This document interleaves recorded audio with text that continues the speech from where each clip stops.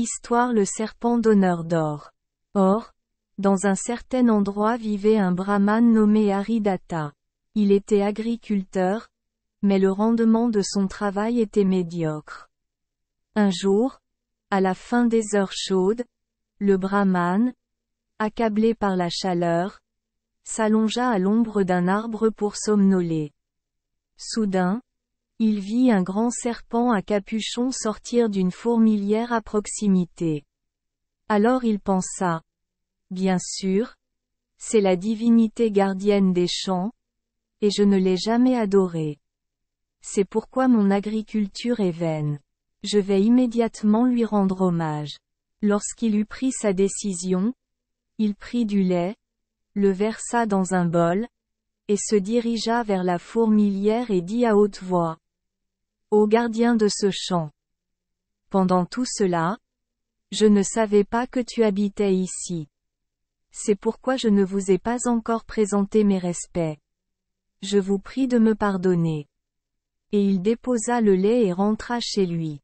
Le lendemain matin, il vint et regarda, et il vit un denier d'or dans le bol, et à partir de ce moment-là, chaque jour, la même chose se produisit. Il donna du lait au serpent et trouva un denier d'or.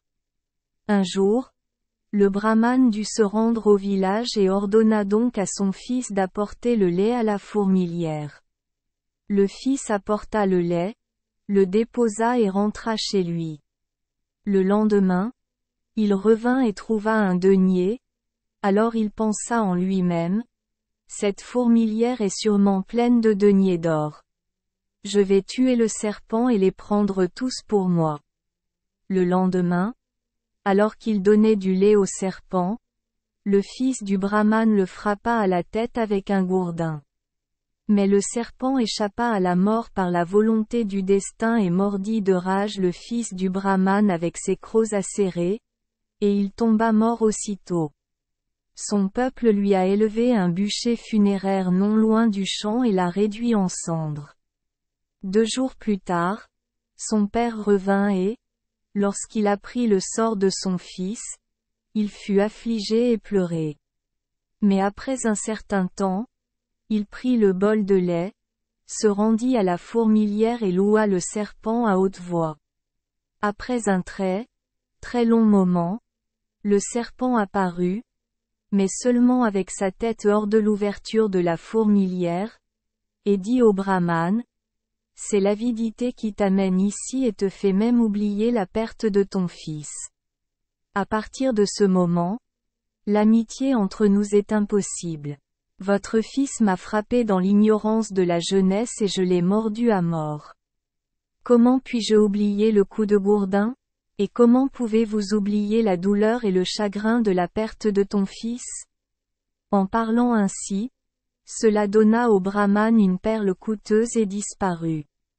Mais avant de s'en aller, il disait, ne reviens plus.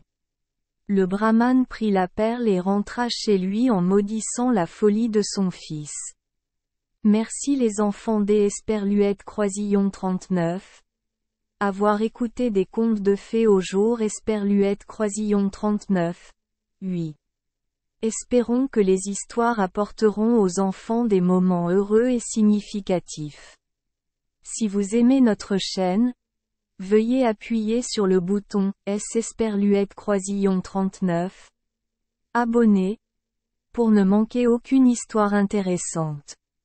Je vous souhaite une bonne nuit de sommeil et de beaux rêves. Rendez-vous dans la prochaine histoire.